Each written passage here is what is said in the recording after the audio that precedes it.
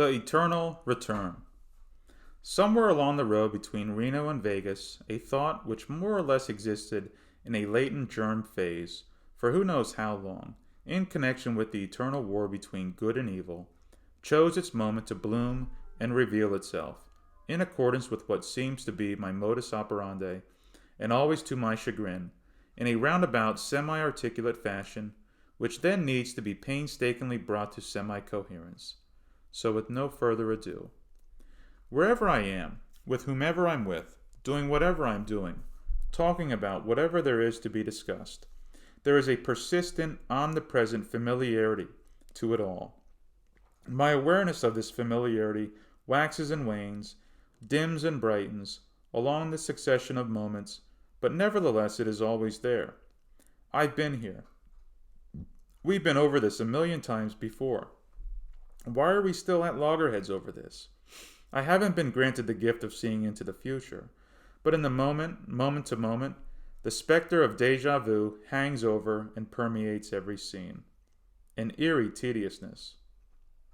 I've lived most of my life, the first 30 years or so, with the assumption that time and all the events under the sun transpiring and filling history form one long, inexorable march, never to repeat itself, once having its moment of happening, to vanish forever, saturated with all of our collective regrets and longings of what we should have done here, failed to do there, missed opportunities, and the nagging impression that we just didn't make the most of our time while we had it. I said the wrong thing in the heat of the moment to a loved one, let the moment pass, failed to acknowledge what I said I didn't truly mean, and now that loved one suffers the psychic pain of my words. Just one example. The moment came, uniquely individual every time, we collectively came up short, and now the psychic pain of what could have been weighs heavy on the heart and mind, for what could have been will never have a chance to happen again. But then somewhere along the road between Reno and Vegas, a thought occurred to me. In what fashion and form does the universe express itself best, or in most cases at least? A circle and a sphere. Perhaps the dome of the immense Nevada sky was whispering all this to me. At first blush, the horizon may appear to be a straight line, but upon further reflection, everything that follows as you approach the horizon, the shifting scene is noticeable from a car. You discover the landscape is rolling, and the horizon in effect is rolling with the ever-changing landscape. To my coarse sense perception, the simple awareness that I occupied space on an ever-changing sphere led to further discoveries. I looked in the direction of the sun and thought of the sun. I thought of the earth. I thought of the moon. I thought of our solar system. I thought of Mercury, Venus, Mars, Saturn, Jupiter, Uranus, Neptune. I thought of the day. I thought of the night. I thought of the moon coming up again. I thought of the seasons. I thought of birth. I thought of life and what little I know with any certainty in this life. I'm born. I live for an infinitesimally short span. Try to make the most of it. And then at some point I'll be gone. Where to? I thought of where to. I thought of death. I thought of the return of life. I thought of the earth going round the sun. I thought of the rest of the planets going round the sun. I thought of the sun again. I thought of pi. I thought of pi's infinite nature. I thought about what pi exactly is. A circle's circumference in relation to its diameter. The line between any 2 points on a circle is represented by an infinite number. I thought of the expanding universe. I looked back at the sun and thought of the moon again. I thought of the trial of Socrates. I thought of water running over pebbles in a stream. I thought of the texture of the pebbles, what the water was doing to the pebbles. The pebbles gradually working their way into the shape of a sphere. I thought of what the sun and moon and all of the heavenly bodies appear to be from any vantage point. Circles. The dome of the sky, a half sphere. Circles and spheres everywhere, with some jagged edges. But on a grand scale, how does the universe choose to express itself but in circles and spheres, orbits of spheres around larger spheres, rotating around themselves, orbits that are not perfect circles, but they are circling in an eternal cycle around a larger spherical ball of fire which exists in a still larger sphere of space. Not perfect circles. I know Earth's orbit around the sun is not a perfect circle, far from it, just like the rest of the planets do not follow a perfect circle around the sun. But the predominant theme of this epiphany was how circles, cycles, and spheres, with variations on them, are how the universe chooses to express itself. There is no beginning or end to a circle or a sphere. Yet this is how the universe principally expresses itself.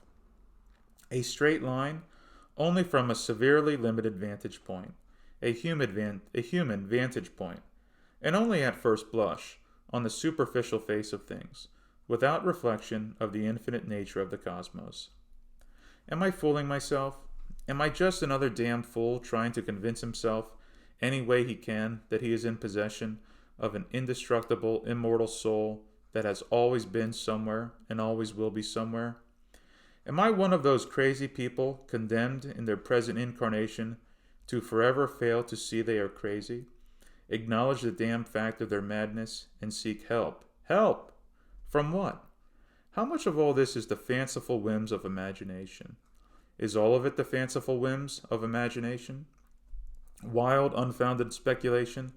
Crackpot daydreaming? I don't think it is, and I offer no proof whatsoever that it isn't.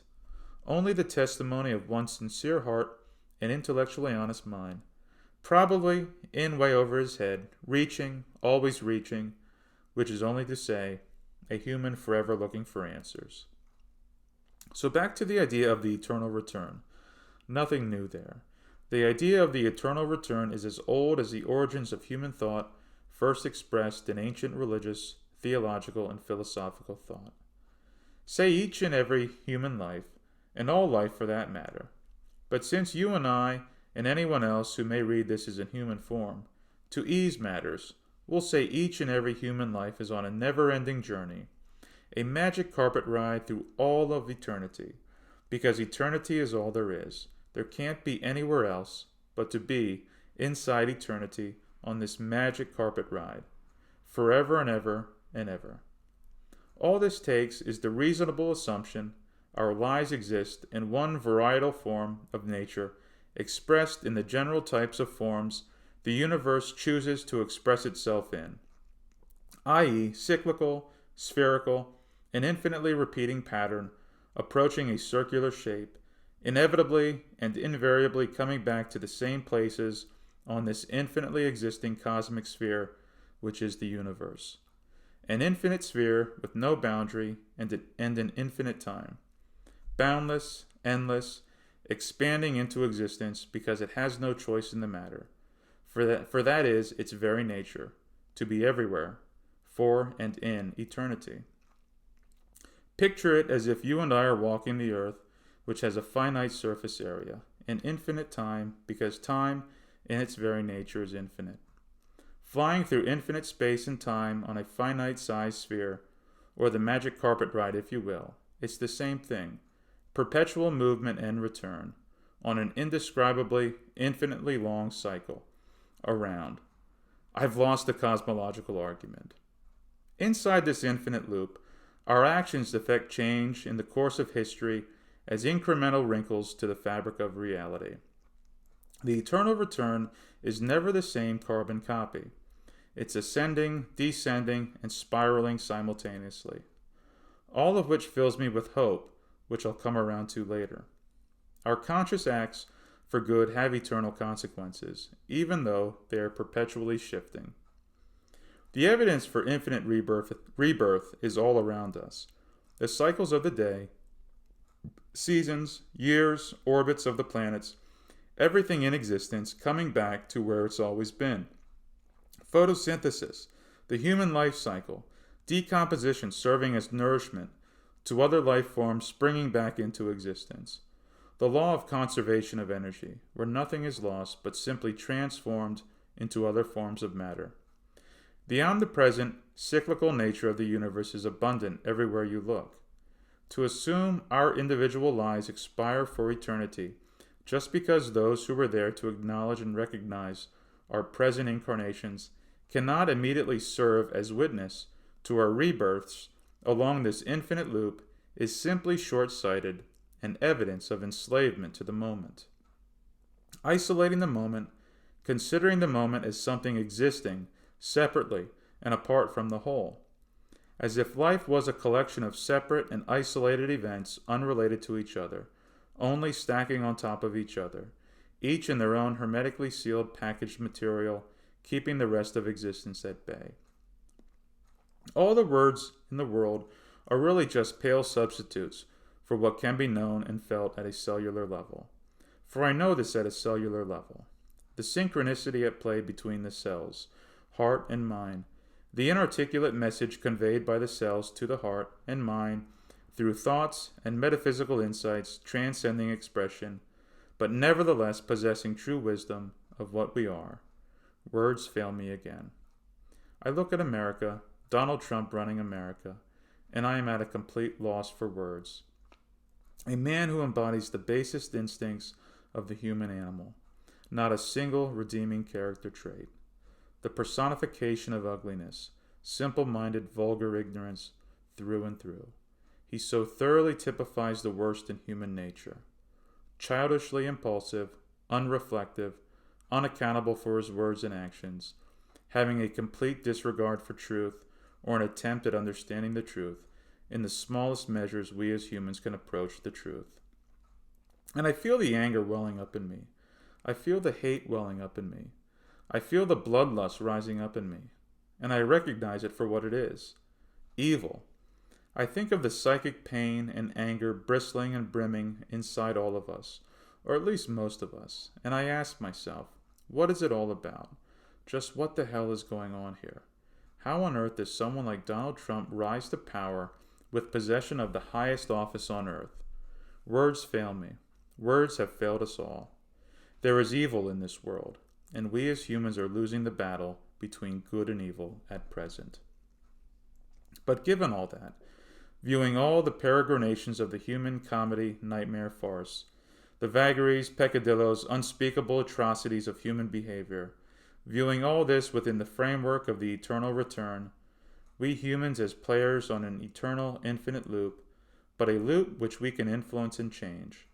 Change for good or evil, every action and interaction with our fellow humans an opportunity for good, every act in this present transmigration serving as a new incremental wrinkle of change in the fabric of reality, spinning off new realities.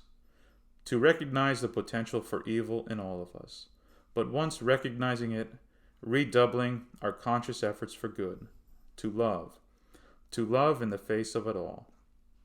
Even if this entire argument is a half-baked rationalization, an acid flashback brought on by the sunshine breaking forth after the fog of Seattle, it is a palpable cellular experience screaming, good can prevail. You have all of eternity to get it right. Now work at it. You will fail at times. You will come up short at times. Get back at it. Keep working it. Persevere. It will come to you. Find the light. Seek it out. Never quit. Never quit looking for the light. Through it all, irrational as it may be, an abiding optimism peeps through. We are here, and we aren't going anywhere. We will always be here, in some form or another, at some point and place in infinite time, and it's about damn time we start accepting that fact, or supposition. For what else do we truly have but suppositions? My heart, my cells, my mind, every fiber of my being tells me this is true. That doesn't prove it to be true. Not even close. That doesn't serve as truth to anyone who hasn't had experiences comparable to the one I'm attempting to describe. To a scientist concerned with observable, empirical fact, this is nothing more than rambling, subjective testimony to be dismissed out of hand. I think it's more than that, but outside of my head it is mere anecdote. Of value to whom? A mere amusement? There is a voice in my head. I believe with a mission, and that mission is discovery of what I am and what is. Every time I attempt to articulate my glimpses through the unfathomable windows opening onto the great mystery, I feel like I came up woefully short, or that my shortcomings in intelligence prevent my sharing of these experiences with another, whomever they may be. There's a part of me that asks, why even make the attempt at expressing these fantastic glimpses into the nature of reality? For it is such an exasperatingly subjective experience based upon the idiosyncratic interpretation of the individual. Does the attempt at expressing it in words render the whole thing meaningless? Are there so many leaps in conjecture, combined with a lack of cogent logic, to render the whole enterprise meaningless? In short, am I a complete and utter fool? I cannot rule this possibility out. Some days I even lean toward believing that that is the unfortunate case. There is always an interstitial message interwoven through the bumbling attempt at expression. In the face of an unconscionably brutal and capricious world, where attempts to superimpose a philosophical or religious framework of order onto a living canvas of whimsical chaos just seems downright silly, I see one viable option: to persevere with love in our hearts, to use any and all powers of persuasion to convince us of the truth that love is the only thing in itself that will conquer all. Observing and participating in our world today, I am at a loss for the right words, but nevertheless filled with optimism that if we just keep at it, searching and researching our hearts for love, especially redoubling our efforts when faced with the evil that lurks inside our own beings, we will pull through. It's just going to take a while, a long while, eons, geological transformations, but we'll all be here for the ride at some place in time on the infinite and eternal magic carpet ride. Seriously, though. December 2017.